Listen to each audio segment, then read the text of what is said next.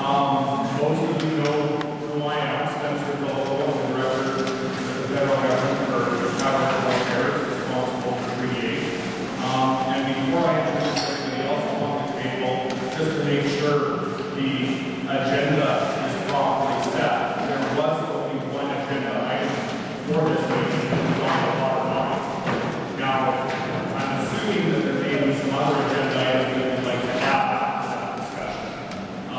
And before we get started, I'd like to ask if there's any other agenda items that you'd like to add beyond the bottom line.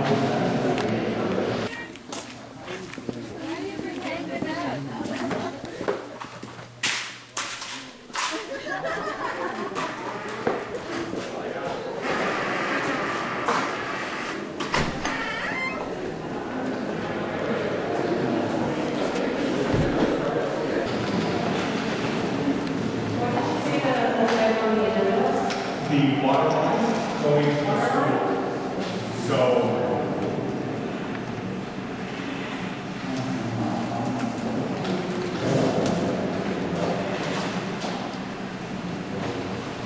all right. We've been asked to add on to the agenda item the reading of a letter that's been provided, and so we'll add that as the second agenda item.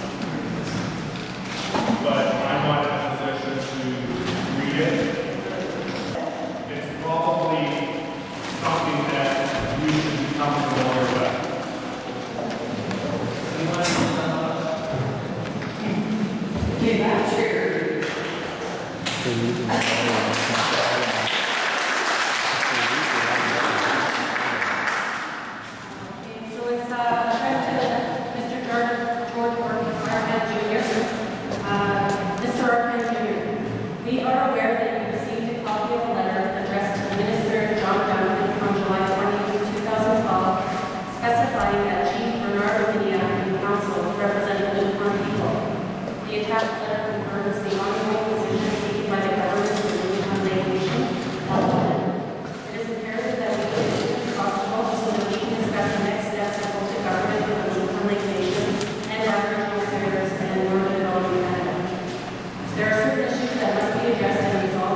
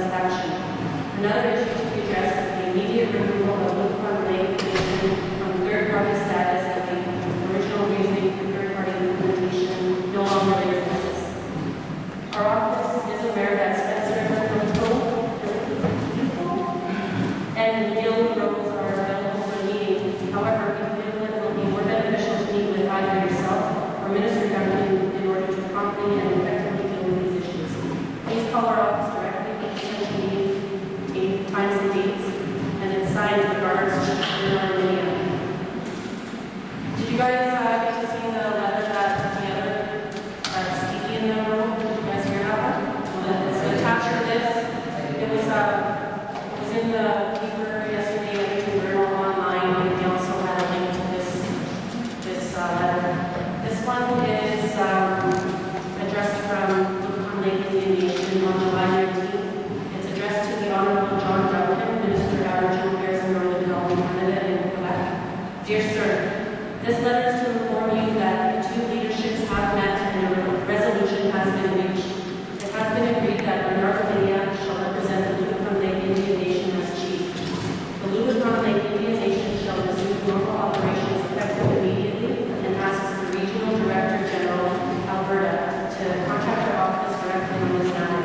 The Lubicon Lake Indian Nation demands that Indian Affairs and its agents immediately remove themselves from the community and refrain from all further interference with the community and its long-established customs. Signed, Stephen Nosky, White Badger, Larry Maniac, and White Salad. Why didn't you have the members of your motion or they were? Not right. It's nice to read about that with the other. Yeah, you get to read about it in the paper, like what the heck is that? Did everybody ask them to write that letter? All for us? He only has meetings where he wants to get in, right? We received this the same time you heard it, on that first letter, and we only just received the initial letter to the minister. And so, because we just received it, we still have to figure out what our position is. As you know, there's been a lot of correspondence and a lot of things sent to the department from both sides, saying the other side, for different reasons, don't represent the Lubicon people. And so we have all of that on file. And one of the things that I've been consistent on in the meetings in the last year and a half is that in order to settle the government's dispute, it needs to be settled within the community. It needs to be settled from the Lubicon people. We can't make a decision on who is chief or council here under your own custom. And we can't become involved in that. But what we do need to know, in order to provide a funding agreement and the funding program, is we need to know that there was a process that the Lubicon people went through to elect its government. And we've been consistent on that. We haven't had the answers of what that process would be. But at the last meeting, and for 3 years, we've been recommending that the community maybe bring in a facilitator to help the community come together and figure its own way on how to elect and bring forward its own government. At the last meeting, it had been proposed that Warren Curtis would be a facilitator and would work with the community to do that. And at that meeting, there was an overwhelming majority of people that supported that.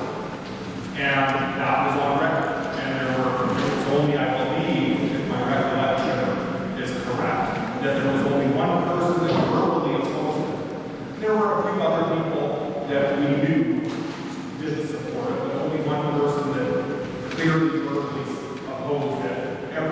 And for the most part, everybody else showed support.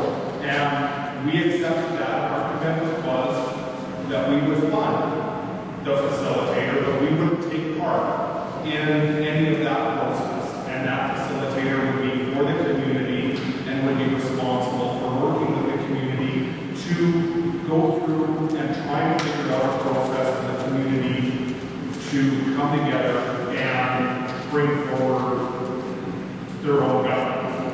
And that was the commitment to that time based on the support.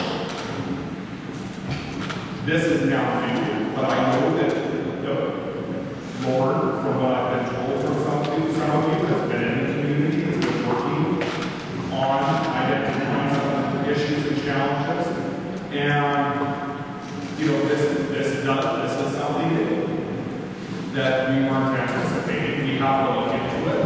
but it's going to, we don't have an answer today, and we won't have an answer right away on what this means. We have to be able to understand the implications, because before we received this, we received a lot of other information from Steve, and we received a lot of other information from Bernard. And at this point, the federal government still does not recognize that there's a chief of council within Lubicon. On Friday morning, we didn't know anything about this opening. So it's just been a few working days, and it happens now that we are able to meet with some community members to get their feedback and input into this. And I think that's the timing was interesting, but I think it's good that we're able to be out here and be able to talk to some of the people and get their feedback, especially as a broad group. There's a good turnout. So you're saying that you guys don't recognize the carbon net We have a lot of questions. Both Bernard and Steve provided us with a custom code. If Canada, it's your custom code. It's not, we're not in a position of interpreting it or enforcing it or implementing it. However, both groups have asked us to read it to try and show that 3 years ago they had been properly elected. For 3 years we've been saying, based on everything that you've given us, there was not a proper election duly implemented. I'm not aware at this point of what process Steve and Bernard went through with this community to come to this conclusion. And upon receiving it, those were some of the questions that, of course, we have. What process that you engage? What custom process that you have? Is this through? And so there's a lot of questions that we have that you talk about. And until we have a chance to review this and review the other correspondence that we received, and that we can get a letter back to them with some of our questions, we can't fix status quo. Just because you have a chief of council or don't have a chief of council doesn't have a lot to do with whether you have third parties. We'll talk about that separately, because those are two different issues. And just following up on what Joy said, and there's a question or comment.